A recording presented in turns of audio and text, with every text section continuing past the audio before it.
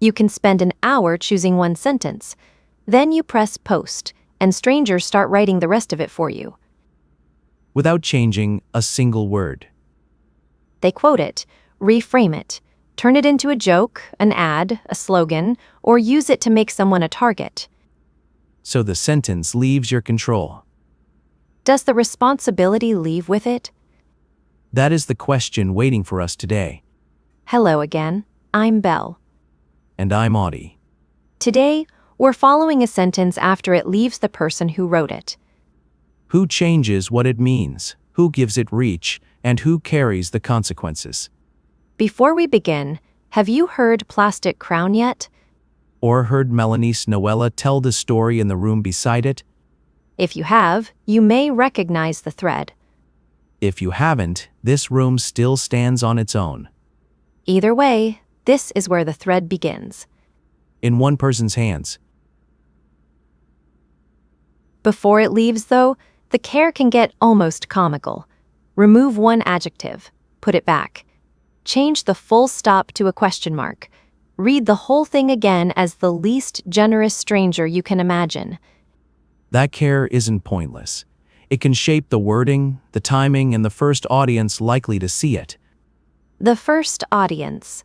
That phrase has small print energy. Because it is not a promise about the second audience. Or the ninth. You can choose who you're addressing.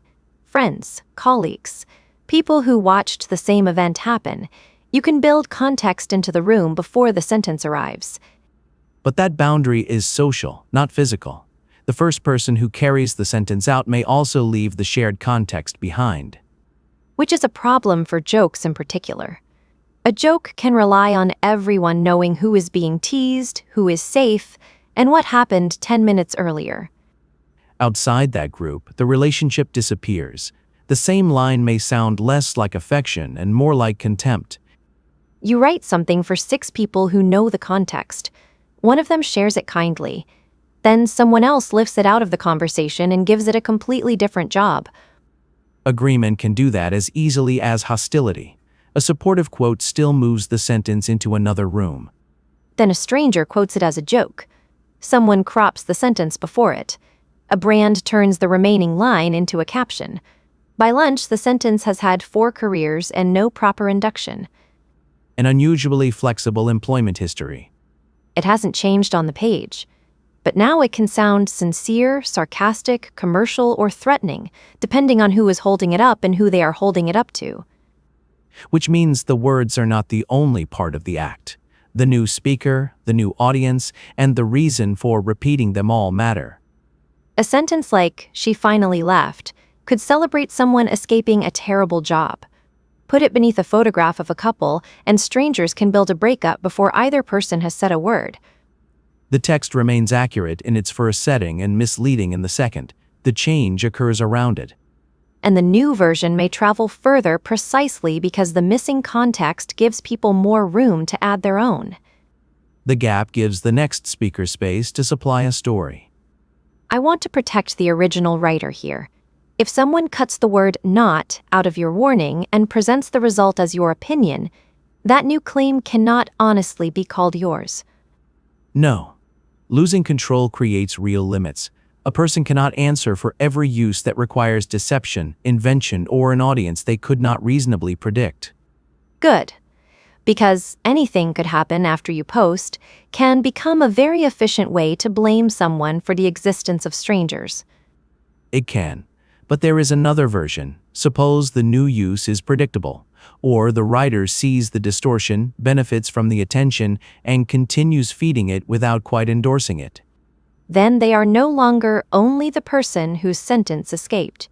They may have become one of the people helping it travel. So control and responsibility don't move together in a neat little box. You can lose one without losing every part of the other.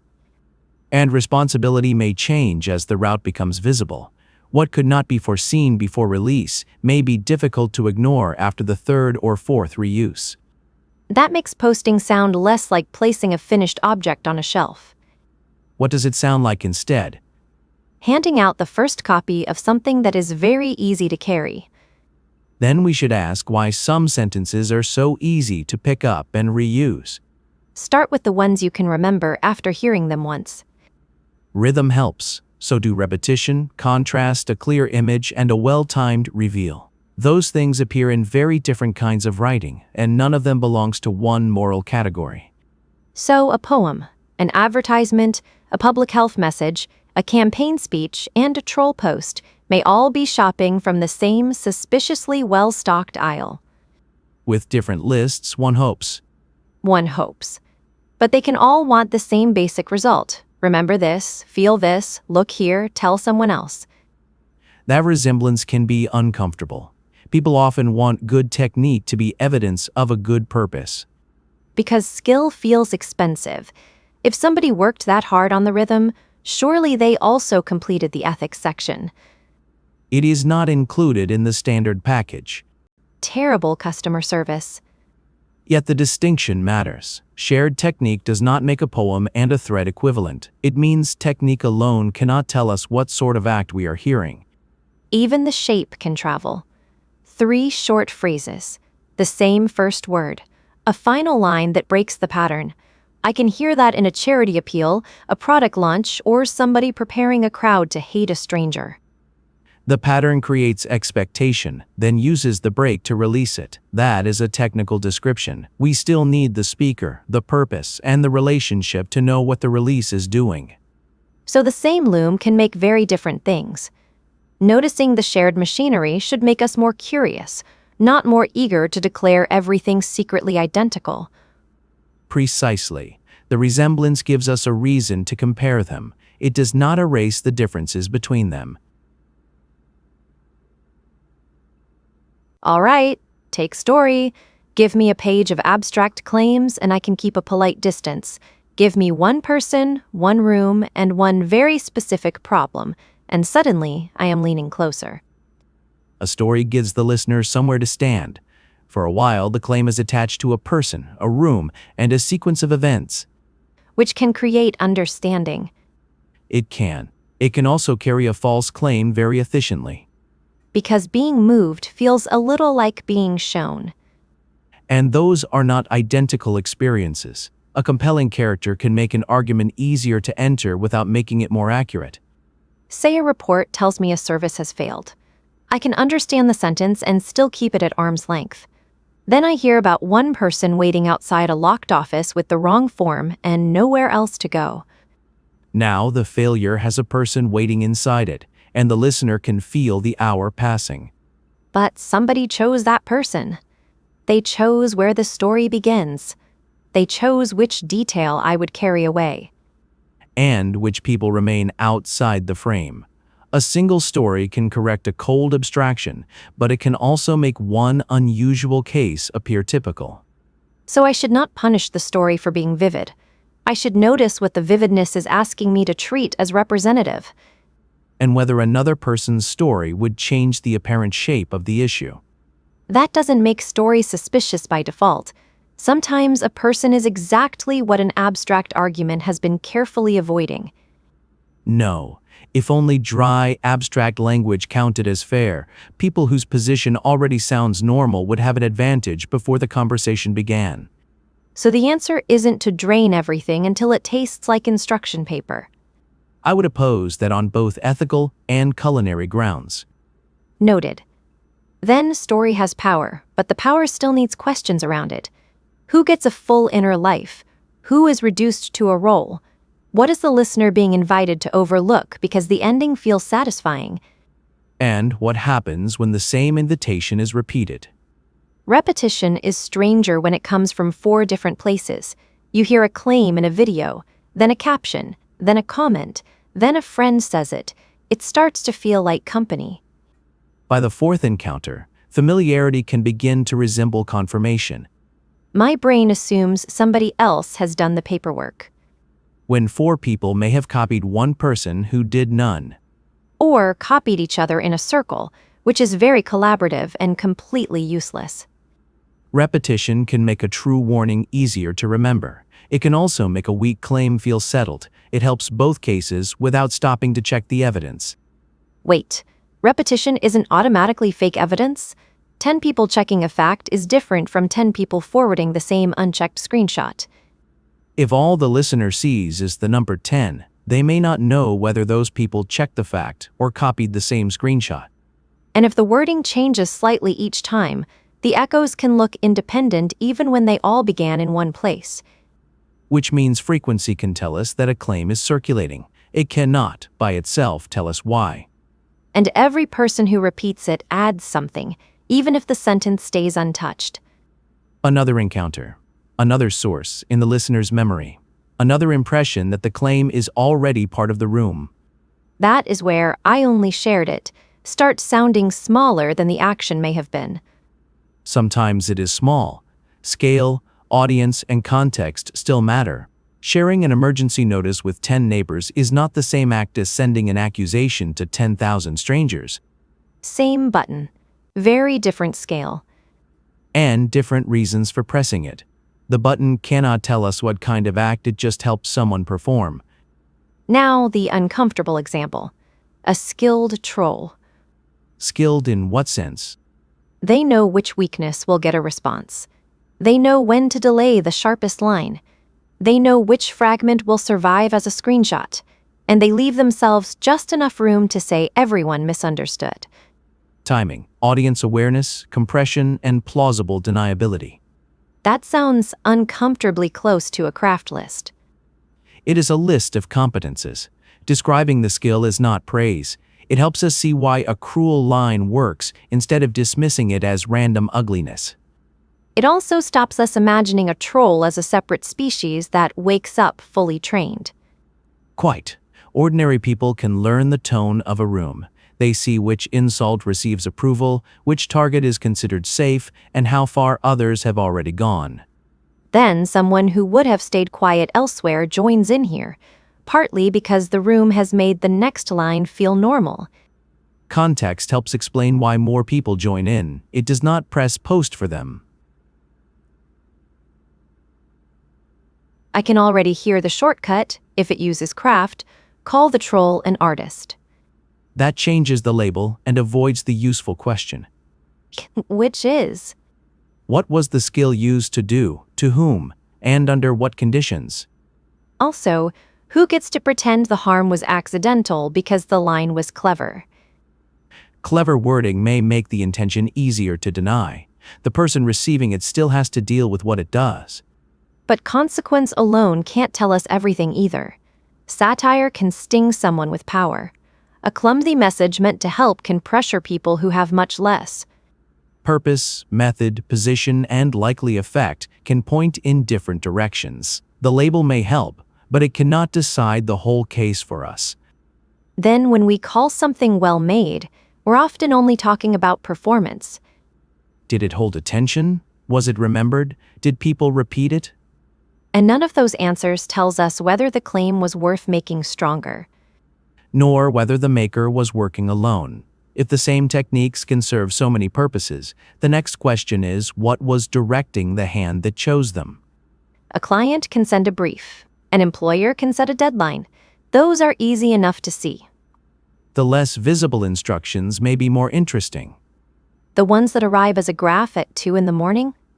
Yes, which is less romantic than the picture we usually keep of creative work. One person, a blank page, and no instruction except an inner voice. An inner voice with no rent, no deadline, and apparently excellent lighting. A remarkably well-funded voice. Real work has more people in the room, even when only one person is holding the pen. There is an editor waiting, a client checking the time, an audience that expects something on Thursday. And the creator arrives with habits, debts, loyalties, fears, and an idea of what has worked before. None of that makes the work false. It means the choice has conditions. I don't want to make freedom sound imaginary either. People do surprise a brief. They make the wrong thing on purpose. Sometimes the constraint is the reason they find a better form. A limit can focus attention. A deadline can stop endless revision. An editor can see the part the maker has become too close to see. So, outside pressure isn't automatically corruption. No. The question is what the pressure is asking for, what power stands behind it, and what room remains to answer differently. The honest version at least comes in a document. A sponsor asks for a phrase. An employer sets the format. A campaign defines the audience. An editor gives a word count. And then there is the brief that says, be spontaneous, stay authentic, use these 3 approved phrases, deliver by 4. A precise invitation to spontaneity. Nothing frees the authentic self like an approved vocabulary list. Preferably in the correct file format. Of course, authenticity is often rejected for incorrect dimensions, It is an exacting emotion. but a ridiculous brief can still produce good work. Sometimes the maker negotiates, sometimes they hide the interesting part inside the required shape. Or the constraint forces a decision that improves the piece. We should not confuse influence with damage. We also shouldn't let the client ask for it finish the conversation. Following an instruction explains part of the choice. We still have to ask what the maker accepted, changed, or refused. Although the available choices are not equal, refusing one line is easier if losing the job won't threaten your rent. Quite. They could have left tells us an exit existed. It says nothing about what that exit would cost. So even the word choice needs more detail. It has costs. Those costs matter when we judge a choice, but they do not make every possible choice the same. A creator might accept, alter, argue, delay, refuse, or leave. Some of those doors are barely open. And some are open only for people with money, status, or another place to go. That is the visible brief. At least you can point to the person who sent it. The next kind does not arrive in writing at all. It looks more like this. You make something quiet. Very few people see it. You make something sharper, angrier, easier to quote, and the numbers wake up. No one told them to change. They can still learn from the difference. Then the comments ask for more of the sharp part. Not necessarily in those words. They say, this is the real you. Or, finally, you're saying what everyone thinks. The creator now has a theory about what the room rewards. It may be accurate, partly accurate, or completely wrong. They still have to decide under it. Which sounds exhausting. You are guessing at a rulebook while the marks from the last test are still changing. And the rulebook may not be stable. A format works twice, fails the third time, then returns months later under another name. So, the algorithm wants this. Can sometimes mean, I saw this work and I am frightened of disappearing. Or, I have built a practical belief from incomplete evidence. The system does shape visibility, but the creator often experiences that shape through guesses, numbers, and uneven rewards. Then the graph isn't only telling you what happened. No, it may affect what you try next. Quiet, but not subtle. A flat line beside the thing you cared about. A sudden rise beside the line you almost removed. Reward points to a feature. It cannot explain why the feature worked, or whether repeating it is wise. But if you need the next piece to survive, you may start planning around that feature. Imagine the first upload contains one angry line. That line is quoted far more than everything around it. So the second upload brings the line forward. The third opens with it. And by the fourth, the quieter parts are waiting outside. That progression may be cynical. It may also be sincere. The creator may come to believe that the louder version is clearer, braver, or simply what people need. Especially when the crowd keeps calling the louder version honest. Then the response to one piece starts affecting what the maker thinks is worth making next. The same could happen with something gentle, couldn't it? A joke gets rewarded, so everything becomes a joke. A vulnerable moment gets rewarded, so privacy becomes a recurring format. Yes, this is not limited to anger. Its costs are simply easier to notice. Approval can train many forms.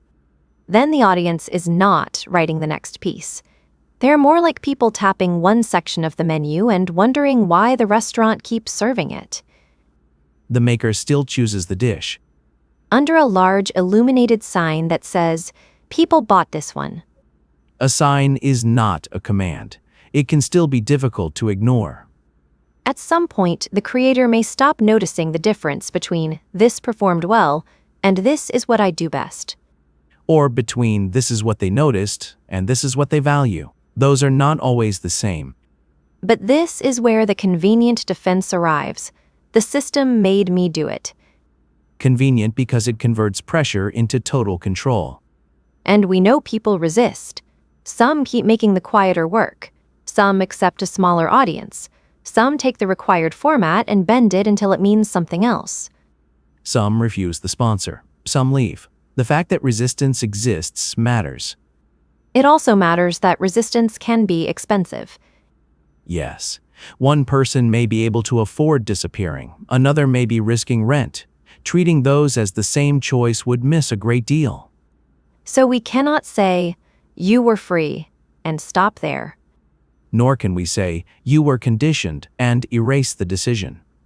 That leaves an annoyingly untidy middle. With different costs, different alternatives, and still a person choosing among them. So there isn't one hidden person behind the creator's hand. There is a client, a deadline, a graph, an audience, a fear, and sometimes the creator's own guess about what will keep them visible. Different forces, and not all equally powerful. A sponsor can withdraw money. A platform can narrow visibility. An audience can withdraw attention. A habit can make one option feel obvious. And the creator can still pull back. Sometimes, or negotiate, or continue while understanding the pressure more clearly. Let me make it smaller. The third upload, the louder one. Whose choice was that? The creators. That answer sounded suspiciously complete. It was only the first sentence. The earlier rewards helped to make the choice attractive. The platform set some of the conditions. The audience helped make the reward visible. The creator still decided to release it. So the choice belongs to them, but not in isolation. That is closer. But after all of that, the creator is still the one who presses publish. At that moment, three things begin to loosen: control over the route, control over the audience, and control over the timing. Timing may be the strangest. A post can do absolutely nothing for 2 years, then reappear because a new event makes one old sentence useful. The writer addressed one moment. The sentence now enters another. With people asking why it was written for today, when it wasn't. Or treating the silence around it as if that silence had been chosen for the new event. The writer can explain the date, but the new audience met the screenshot first. That is part of publishing publicly. It still does not make every later reading fair. Good, because publishing something is not consent to have it dragged into every room forever. No, but it does expose the work to routes the maker cannot fully map. Route, audience, timing. 3 things the button does not mention. The button describes the action from the platform's side. It says very little about the social transfer. Before pressing it, most people still picture someone, friends, colleagues, a small community that knows the shorthand. Even a public post is usually written toward an imagined audience. The writer chooses tone and detail for the people they expect. Which can be careful. They may avoid a joke that would hurt one friend, add a detail their colleagues need, or trust the group to know who is being teased. Then the actual audience arrives with employers, opponents, strangers, and people who encountered the sentence years later. A very crowded guest list that nobody approved. And no single wording can speak equally well to all of them. But I want the limit again. If I write for a small public community, I know somebody outside it may see the post. I do not know every story they will attach to it. That is a real limit. Publishing publicly means unknown people may see the post. It does not mean the writer could predict every use. Nor does it make the largest, least generous audience the correct one. Quite. A future audience can reveal a harm the first audience missed. It can also remove context in bad faith. So the new audience can notice something real or deliberately strip something away. Which is why audience change matters, but cannot decide the case by itself. Then there is framing. A reply can keep speaking toward the original writer. A quote can turn and speak about them to a different crowd. The interface helps organize that change. One action continues a conversation. Another places the sentence inside a new speaker's presentation. Look at this wisdom. Or, look at this idiot. Same sentence, but now it is being used for a different job. And the writer may no longer be treated as a participant. They become the object that the second speaker displays. A screenshot can go further. Crop the name, remove the line above, add a caption, and the next audience may never know there was a conversation. They meet a prepared object. The frame tells them how to look before they have seen where it came from. That sounds almost too powerful. People can ignore a caption. They can open the original. They can ask what is missing. Certainly, the design can steer attention, but people still decide what to believe and what to do. But many people will only see the version delivered to them. And the person framing it has made a new choice, not only what to repeat, but the audience and posture of the repetition. Which brings intention back in.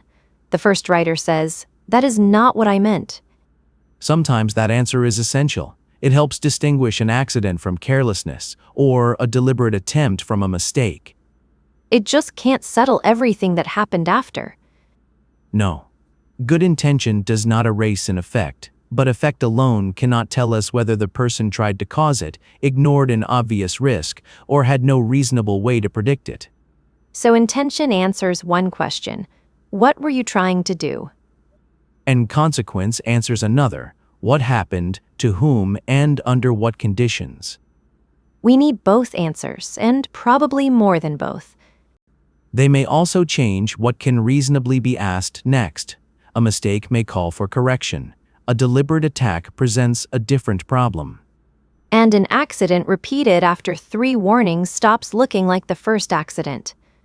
Yes, knowledge can change the responsibility attached to the next choice. But bad faith capture can be absurd. If someone crops, this is not a reason to panic, until only a reason to panic remains.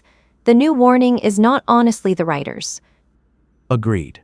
A person cannot be responsible for an inversion manufactured by removing the word that carried the meaning. Or for every imaginary audience a hostile account can invent. No. Responsibility needs some connection to choice, reasonable foresight, power, or response. Now give the harder version. The wording contains an ambiguity the writer has already seen used as a weapon. The same audience repeats the same reading. The writer benefits from the attention and keeps using the line without clarifying it. They can still say, "I never told anyone to do that." True, but the repeated pattern is now part of what they know. And knowledge changes the next post. It can, especially if the person has the power to narrow the frame, stop supplying the phrase, or speak directly to the audience using it. That doesn't mean clarification is always the right move. No, a clarification may reduce confusion. It may also be quoted as an admission, attract a larger crowd, or place more pressure on the person already being discussed. So even repair can be reframed. Once released, yes. Complete it. Sometimes useful. It can stop the original from being found or shared through the same route. It can also leave screenshots circulating without the context. Or create a new argument about why it disappeared. Why? It may correct the record for people willing to listen. Refuse to reply? It may starve a spectacle. Or it may leave someone else carrying the consequences alone. Very considerate of the situation to make every button morally ambiguous.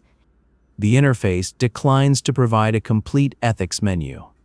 Then there isn't one reliable order of operations. Because capacity differs. A person with a large audience may be able to slow a rumor that a private individual cannot touch. An employer, sponsor, or platform may hold tools neither participant has. And the person at the center of the harm should not be handed the job of repairing the whole room. No, the ability to respond matters, but it is not a duty to absorb unlimited attention. So what we can fairly ask of the writer may change after they see what is happening. and learn what they can actually do. Yes, though not in a clean transfer. Several people may hold different choices at once. Including the next person who sees the sentence and reaches for a button.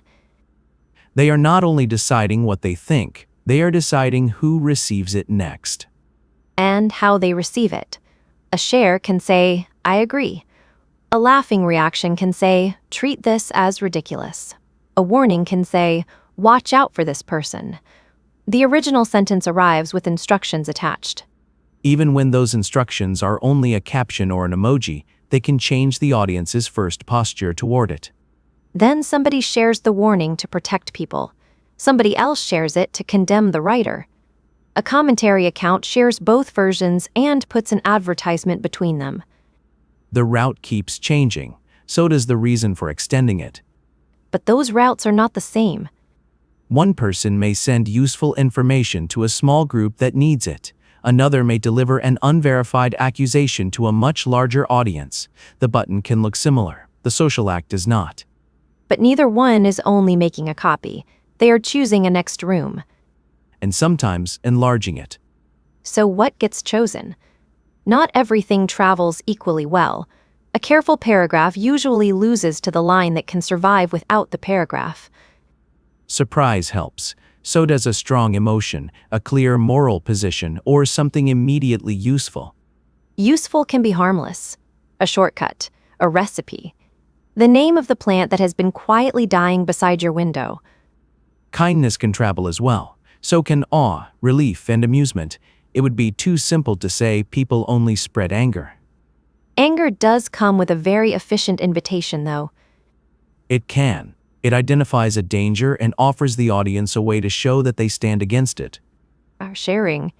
Or condemning, or adding a personal example. Participation becomes a public sign of position. Which means the post is doing two jobs. It tells you something happened, and it gives you a small stage on which to be the sort of person who notices. That does not make the concern insincere. People can care about the issue and also care about being seen to care. Those motives are perfectly capable of sharing a chair. Often without introducing themselves. Then the visible response teaches the next person what kind of reaction belongs there. If the angry quote has thousands of approvals and the cautious question has 3, the room has made a suggestion. Not a command, a suggestion with numbers beside it. Which is a rather confident-looking suggestion. The next participant can see which tone received attention. They do not need a meeting or a set of written rules. They just need to scroll for 30 seconds. And the lesson may be wrong. A large response could reflect timing, an existing audience, or one influential account. But other people can still imitate what appears to have worked. One person adds a sharper caption. Another sees that caption travel and sharpens theirs.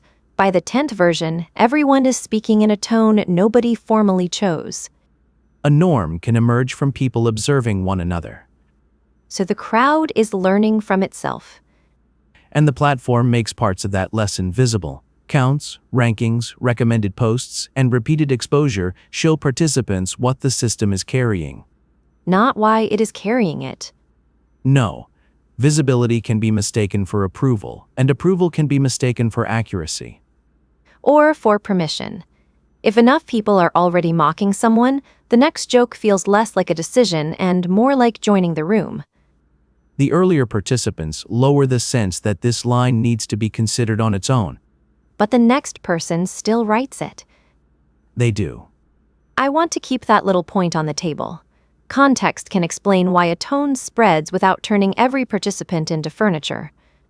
Otherwise, the crowd becomes a mysterious creature, and the people inside it disappear. The creature isn't even necessary.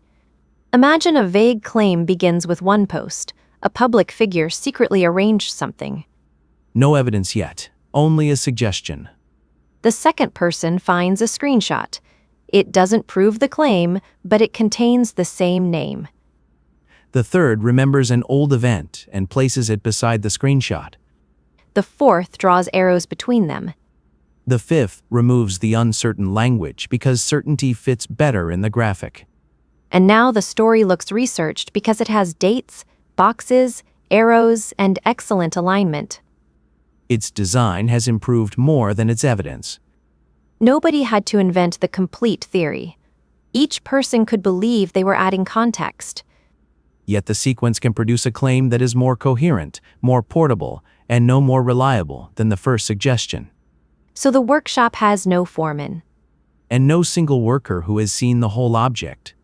That description could also apply to something true. People can assemble evidence together, correct one another, and uncover what one person could not. Collective work is not the problem by definition. The question is whether each addition is being checked and whether correction can travel through the same network as the exciting version. It usually has worse arrows. And a less decisive title. The finished theory is then compressed again. The complicated story becomes one phrase that anyone can repeat without learning the root behind it. Compression lowers the cost of joining. A person does not have to know the evidence, the uncertainty, or the people involved. They only need the line. You said life is poorly designed for slogans. I think slogans may be very well designed for crowds. That is an unsettling improvement. It is also efficient. A slogan tells people what to repeat and often what emotion to place around the repetition. It can make many voices sound coordinated even when the speakers have very different reasons for using it. One believes the whole story. One likes the joke. One wants the attention. One is worried and does not want to be the person who stayed silent. Another sees only the phrase after everyone else has made it familiar. Each one contributes something small enough to defend. A like, a repost, a caption. One more joke. If we isolate each action, it may look too minor to explain the result. But when all the pieces are together, the result may not be small at all. Nor does it require a central author. Patterns can form through accumulation. Then everybody gets to say, I didn't make this. And most of them may be describing their part accurately. They did not make the whole thing. They only made the bit under their own name. Or help the next bit appear normal. So if enough hands each pull once, we end up with something nobody claims to own. Yet it can still have a direction. And if one person is standing in that direction, what does all of this feel like from where they are? It may begin with a criticism that is entirely reasonable. Give me one that deserves to stay reasonable. A public speaker posts a chart to support a claim. The chart leaves out 2 years that would weaken the comparison. Someone replies, "Those missing years change the picture. Here is the full source." Relevant, specific, and aimed at something the speaker chose to publish. The speaker can read it, check it, correct the chart, defend the choice, or ignore the reply. And the critic has not demanded access to their family, their employer, or every mistake they made at 19. The criticism has a defined object. It can still be unwelcome, but unwelcome is not the same as unfair. I want that protected. If we make discomfort the test, anyone with enough power can call scrutiny harassment. Quite. Public claims can deserve public challenge. A request for gentleness cannot be allowed to remove accountability. So we keep the sentence. Those missing years change the picture. One person says it. Then 10 people say it. Some repeat the source. Some only repeat the accusation. 1,000 people arrive. The sentence is still true. But the person receiving it is no longer in one exchange. They open the first reply and see the same line. Then the 50th. Then it is under an unrelated post from last week. The content of each sentence may remain defensible. Its force now includes repetition, timing, audience, and the number of directions from which it arrives. That feels awkward to say, because each new person can point to the truth of their own words. And truth matters. Scale does not make a true statement false. It can still change what the statement is doing in that moment. Yes, a correction addressed to a claim is one act. The same correction delivered after the claim has already been corrected, repeated across every new post, may be doing more than correcting. It may be keeping the person inside the event. Or signaling membership to the people still watching it. But there is no clean number. 9 is criticism, 10 is a pile-on. No, The number alone cannot decide it. We would need to know who is speaking, how much reach they have, what the target can do, whether the claim is still relevant, and what has already happened. Then let us change only one thing at a time. The person can reply to the first critic. Yes. Can they reply to 1,000? They can operate the reply function. That is not the same as being able to participate meaningfully. Because one answer cannot enter 1,000 separate conversations in the order they began. And it may not reach the audiences who saw the accusation. A correction on the original post can remain small, while a screenshot of the mistake continues elsewhere. If they answer one account, 999 people can call the silence toward them suspicious. If they answer many, the volume of replies can be presented as aggression, panic, or proof that the criticism worked. So every response becomes another object. In a large enough spectacle, yes, the person is no longer only responding to a claim. They are also producing material for an audience that is interpreting the response in real time. And they are technically allowed to reply, begins to sound almost irrelevant. It is relevant, but incomplete. Capacity includes access to the same audience, time, safety, knowledge, and whether speaking will make the situation larger. Power complicates it again. A famous public figure may have far more reach than the first person criticizing them. They may. They might be able to direct a large audience toward a private critic, which reverses the apparent roles very quickly. So being named by many people does not automatically make someone powerless. No. Nor does having a large account make every criticism of them harmless. Power can sit in different places at once: institutional position, audience size, platform access, employment, money, or the ability to remain anonymous. Which means we cannot decide from follower counts alone. They are one part of the relation, not the whole of it. Still, when the scale keeps growing, the original claim can become almost secondary. People begin searching the person's old posts, Looking for a pattern. or looking for a joke. A photograph becomes a reaction image. A friend who was not involved gets asked to explain them. Silence becomes evidence. An answer becomes evidence. Deleting the answer becomes evidence.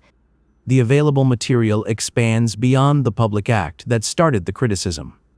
This is the point where the audience is not only interpreting what the person did, they are building a character and continuing to write it. A character that may include some accurate facts, Course, and may still become a frame through which every later fact is read. once the role has been assigned, a neutral action can be made to fit it. They post normally, shameless. They stop posting, hiding. They apologize, manipulative. They do not apologize, arrogant. The frame becomes difficult to leave because opposite actions can be given the same meaning. And now the person isn't answering one criticism. They are trying to answer a version of themselves that has been assembled across hundreds of accounts.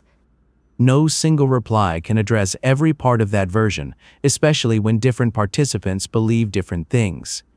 Public figures still do not acquire a right to be free from scrutiny. They do not. But scrutiny needs an object and a purpose. The fact that one public act deserves examination does not make every private detail, friend, or family member part of the evidence. Nor does it mean the examination has to continue forever to remain sincere. Duration matters. So does whether new information is being added or the same judgment is being renewed for a new audience. One criticism is an event. You can point to the speaker, the sentence, and the place where it was said.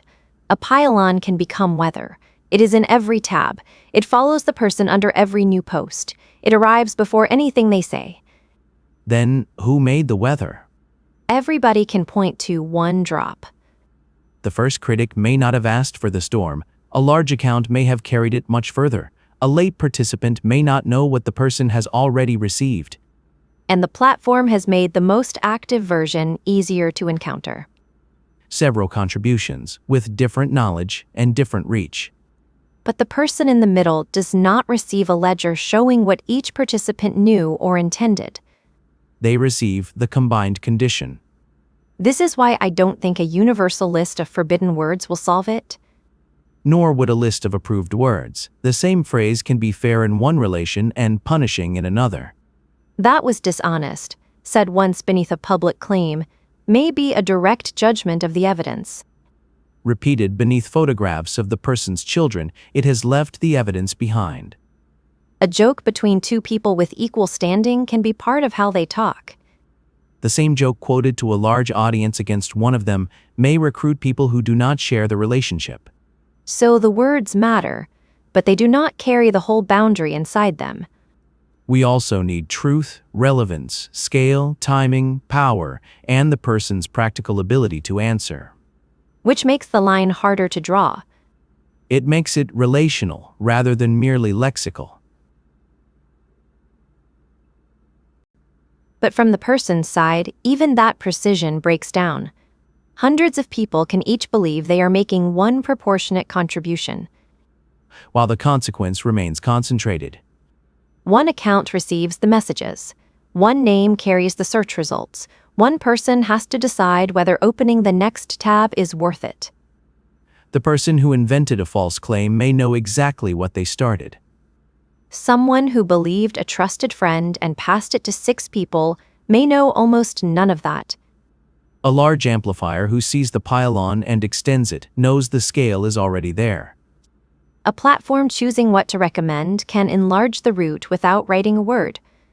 The person in the middle is unlikely to know which route brought the next message. By then, the crowd has written a person downward into a target.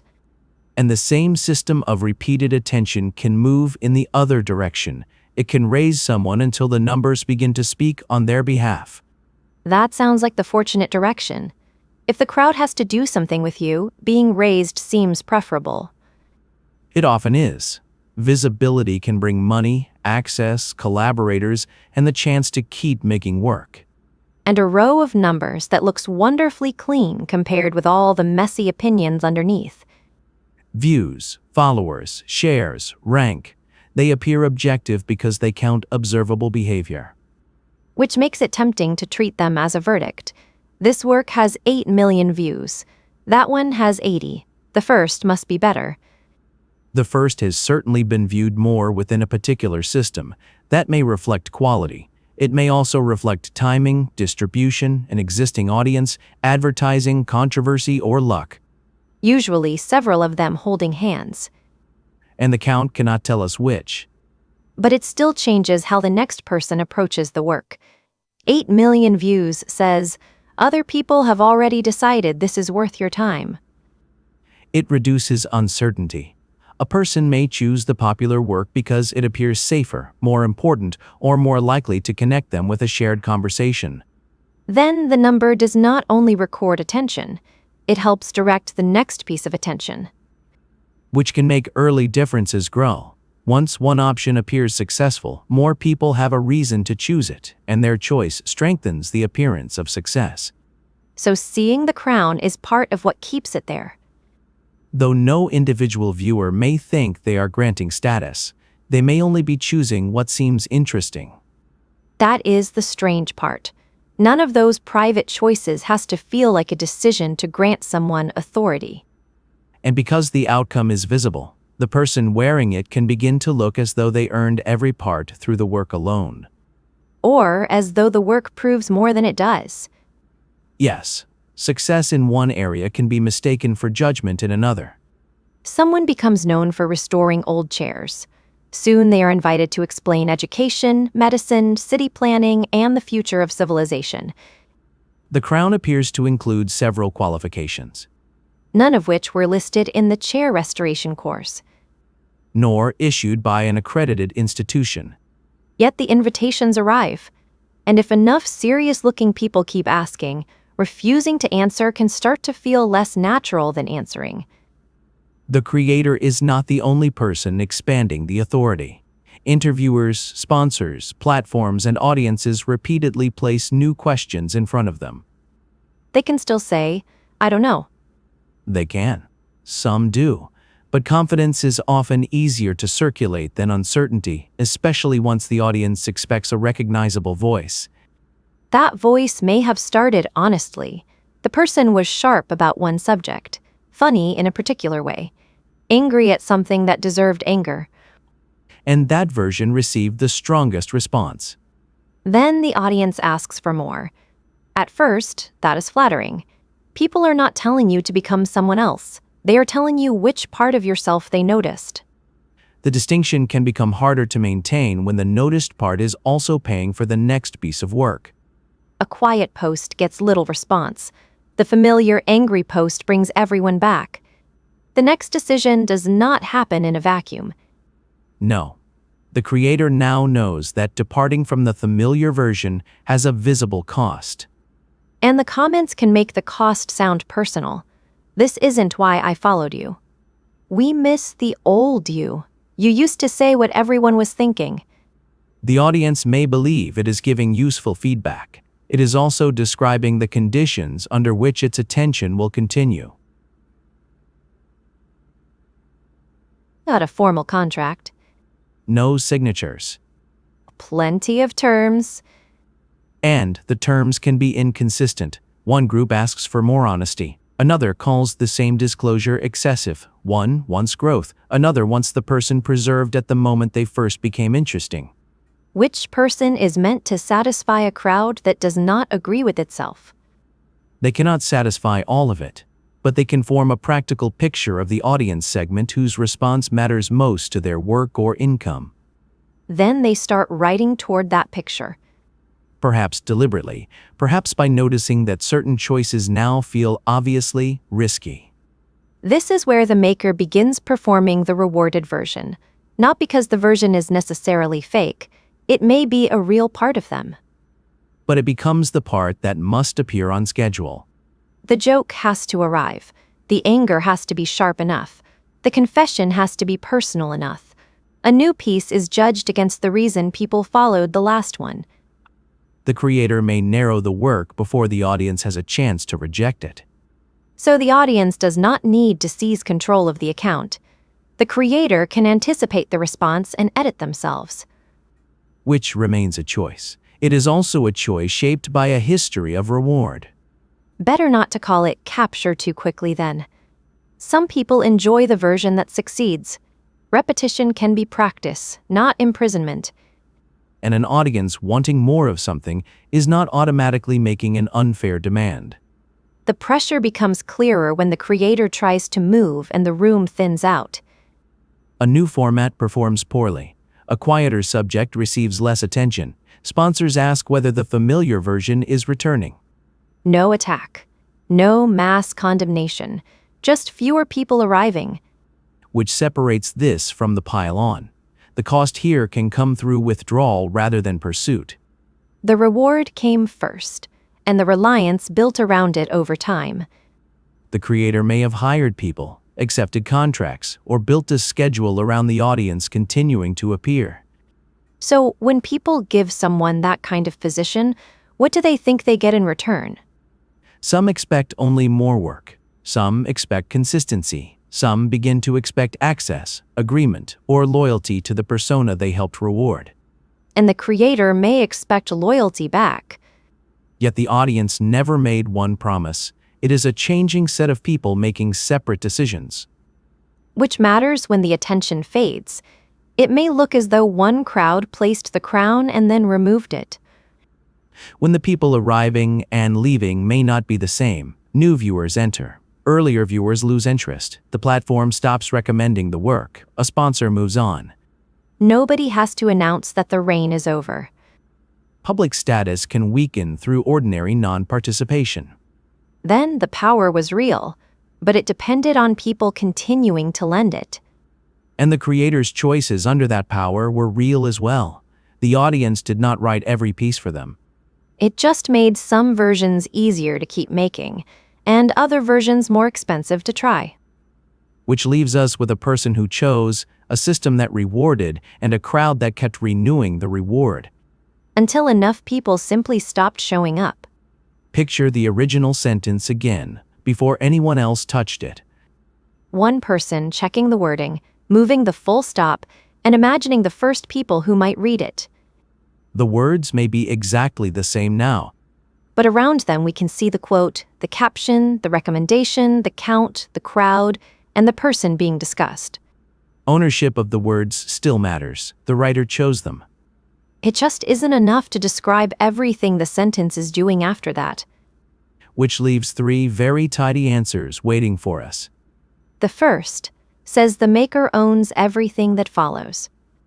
It sounds reasonable when the maker writes an ambiguous line, watches an audience use it against someone, enjoys the attention, and keeps applying the same line. It fails when a stranger reverses the meaning, invents a new context, or uses the work in a way the maker could not have predicted or stopped. The second says the maker owns nothing once the work leaves. That protects the real limits of control. It also lets the maker ignore predictable use, new knowledge, and every choice made after seeing what the work is doing. Then there is the system. The algorithm rewarded it. The interface encouraged sharing. The numbers trained everyone. Case closed.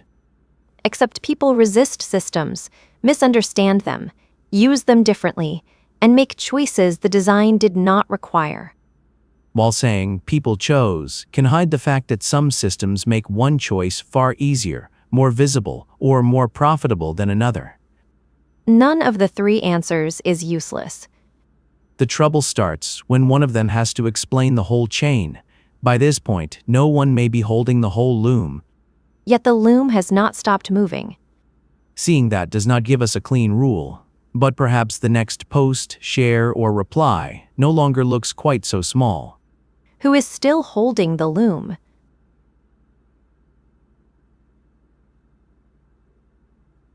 We'll leave that question where it is. I can leave that one alone. I have another. Naturally. Why does Melanis Noella have a portrait now? An actual image. We are still two waveforms on a dark screen. Animated waveforms. That is not the defense you think it is. It was a correction. So, a message for the director. We want portraits too, proper ones, like Melanis. Consider this a joint request. A joint demand. I had not approved that wording. Too late. The wording has left your hands. I see. Goodbye, everyone. Goodbye.